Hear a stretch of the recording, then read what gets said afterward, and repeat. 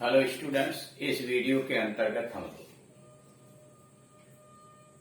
परीक्षा में पूछे जाने वाले फिगर ऑफ स्पीच की पहचान के लिए क्या क्या तरीके हैं, कैसे उसे पहचानते हैं, कैसे उसका नाम देते हैं, इसके विषय में अध्ययन करेंगे। Point out the figures of speech in the following. नीचे जो कविता की लाइनें दी गई हैं उसमें आप सही अलंकार का चुनाव कीजिए। सबसे पहला काम यह करते हैं कि जो वाक्य दिया गया होता है उसकी हिंदी निकाल लेते हैं और तब समझने का प्रयास करते हैं कि इसमें कौन सा फिगर ऑफ स्पीच दिया होगा। इंटरमीडिएट में 7 फिगर ऑफ स्पीच इलेक्टेड हैं: simile, metaphor, personification, apostrophe, oxymoron, hyperbole और ऑनोमाटोपोइया। इन्हीं 7 में से यह दिया गया। करते क्या है, पहचान करने के लिए जो वाक्य दिया हुआ है सबसे पहले उसमें देखने का प्रयास करते हैं कि वाक्य में कहीं लाइक, एज, सो आया तो नहीं है। अगर वाक्य में एज, लाइक, सो आया है तो इसका मतलब 99% उसमें सिमिली है। और तब थोड़ा सा पहचान के लिए देखने का प्रयास करते हैं कि क्या उस वाक्य में दो भिन्न जाति के वस्तुओं के बीच तुलना की गई है। अगर की गई है तो सिमिली है।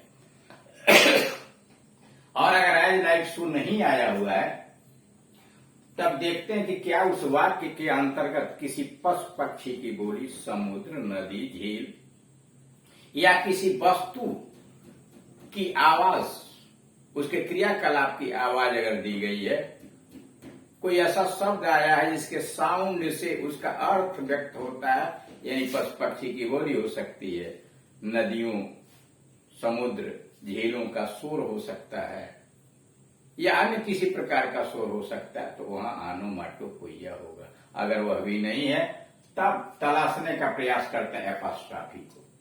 एपोस्ट्रॉफी यानी कोई ऐसा नाउन आया हुआ है जो अनुपस्थित है, मृत है अथवा पर्सनिफाइड ऑब्जेक्ट है, उसके पीछे संबोधन का चिन्ह लगा हुआ है अथवा कामा लगा हुआ है, यानी अगर उसे नाम लेके पुकारा गया है किसी पर्सनिफाइड ऑब्जेक्ट को या अनुपस्थित या मृत व्यक्ति को, तो वह एपोस्ट्रॉफी हो। अगर वह भी नहीं है तब देखते हैं कि क्या वाक्य में कोई ऐसा निर्जीव वस्तु अथवा निर्दिष्ट विचार, एब्स्ट्रैक्ट नाउन आया है जिसको सजीव मान के वर्णन किया गया है। अगर सजीव मान के वर्णन किया गया है तो वह पर्सनिफिकेशन है। और अगर वह भी नहीं है तब देखते हैं कि क्या वाक्य के अंतर्गत दो ऐसे शब्द आए हुए हैं जो एक दूसरे के विलोम है, विरोधी अर्थ वाले हैं, या दो ऐसे विरोधी विचार प्रस्तुत किए गए हैं जो एक ही व्यक्ति के लिए आए हैं और एक ही वाक्य में आए हैं कई व्यक्ति वस्तु के लिए। अगर ऐसा है, दो विलोम वाले अर्थ है, विलोम अर्थ वाले शब्द रखे हैं या दो विरोधी विचार प्रकट किए गए हैं, तो वहां होगा ऑक्सीमोरन। अगर वह भी नहीं है तो यह देखिए कि क्या किसी व्यक्ति या वस्तु के गुण या दोष को बहुत बढ़ाकर या बहुत घटाकर वर्णन किया गया है जितना वह है, अथवा उनको बहुत अच्छा या बहुत खराब कहा गया है। अगर ऐसा है तो हाइपरबोल है। और अगर अच्छे नहीं है तो मान के चलिए कि मेटाफर है, यानी दो के बीच तुलना इतनी घनिष्ठ कर दी गई है कि वो मेटाफर हो गया। अब यहां देखिए पहले नंबर पर दिया है व्हाट इज द डर like murmur that I hear.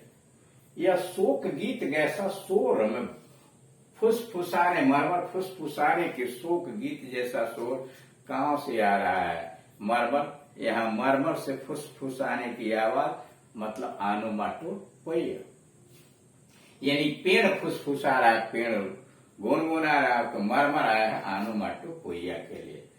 83 लेमेंट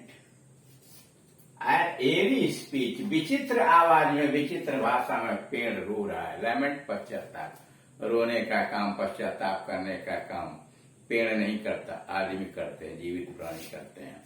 अब यहाँ पेड़ को पर्सनिफाई किया गया, मानवीकरण किया गया, इसलिए इसमें होगा पर्सनिफिकेशन। वाक्य नंबर 3 में where tireless striving stretches its arms towards perfection. यहां दिया हुआ कि जहां पर टायरलेस स्ट्राइविंग स्टेचेज, संघर्ष करता, जहां संघर्ष अपना हाथ फैलाता है, अब संघर्ष को आपने एब्स्ट्रैक्ट नाउन को आदमी बना दिया, आर्म्स का प्रयोग कर दिया, इसलिए personification. Number 4, I hear the lake water lapping with low sounds by the shore. समुद्र के किनारे झील के पानी को छप छपाते हुए, लैपिंग छप छपाते हुए सुन रहा हूं, मतलब आनोमाटोपोइया, यानी लैपिंग की आवाज से उसका मतलब निकल रहा है, अर्थ निकल रहा है, इसलिए आनोमाटोपोइया। 5वां, see sweet like the flower in the wind of our song. वो हमारे गीतों के हवा में फूल की तरह लहराती है, स्वेट हिलती है फूल की तरह। अब लाइक आया हुआ है और यहाँ दुल्हन से पालकी की तुलना की गई है फूल से, तो फूल से तुलना की गई है, लाइक भी है, इसका मतलब similar. Number 6, we bear her along like a pearl on sting. हम धागे में गुथे हुए मोती की तरह उसे संभाल के ले जाते हैं, किसे? दुल्हन सहित पालकी को। कहारे गीत गाते हुए कहते हैं, we bear her along like a pearl on sting. धागे में गुथे हुए मोती की तरह हम उसे संभाल के ले जाते हैं, simile. The moon is a mystic dark with pause of fire. कह चंद्रमा जो है ना, वह रहस्यमय कुत्ता है, मतलब metaphor. With pause of fire, जिसके पंजे आग की तरह है, मेटाफर। अगला, the man in the cave है स्ट्रेंथ ऑफ 1000 डेज। गुफा में रहने वाले आदमी के पास 1000 हाथी का बल था, यानी गुफा में रहने वाले आदमी के पास 1000 हाथी का बल था। इसका मतलब ये हो गया कि यह हाइपरबोल है, अतिशयोक्ति है। Why man if the rivers were dry. क्यों मनुष्य, अगर नदियां सूख जाती, I am able to full it with tear, तो मैं इसे आंसुओं से भर देने में सक्षम हो जाता। यह क्या है? यह तो हाइपरबोल है कि अब नदी सूख गई तो आप आंसू से उसे भर देंगे। The tea is icy cold. बर्फ, चाय बर्फ जैसी ठंडी है, ये तो हाइपरबोल है। अरे चाय पानी की तरह ठंडी, तो समझ में आ रहा बर्फ कैसे हो जाएगी? हाइपरबोल मतलब बहुत ठंडी है।